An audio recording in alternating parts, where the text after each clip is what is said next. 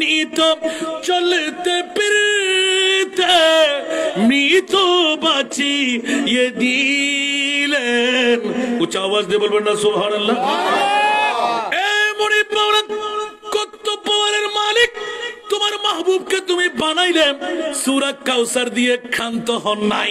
ইন্না আতাইনা কাল কাউসার আরশ মুআল্লার মেহমান বানায় ক্ষান্ত হন নাই। ইয়া রাসূলুল্লাহ, আমার কাজ আপনার কাজ। উচ্চ আওয়াজ দিয়ে বলুন না সুবহান। আলা হযরত আজিমুল বরকত ইমাম ইসকে মোহাব্বত এত সুন্দরভাবে এলান দিলেন মকামে সোহবার মধ্যে। হযরতে মাওলা আলী কাররার আসরের নামাজ পড়তে পারবে না, ওই মুহূর্তের মধ্যে আমার মাহবুবের নূরানি চেহারায় এক ফোঁটা চোখের পানি পড়ে গেল। মাওলা আলীর অন্তরের মধ্যে ব্যথা ছিল একটি। আল্লাহর কোরআন এলান দিয়ে দিলেন, ইন্নামা ইউরিদুল্লাহু লিইউযহিবা আনকুমুর রিজসা আহলাল বাইত ওয়া ইউতাহিরাকুম তাতহীরা। ইয়া রাসূলুল্লাহ, কান্না আমি নামাজ হারালাম সেই জন্য নয়, আমি তো নবীর পরিবার।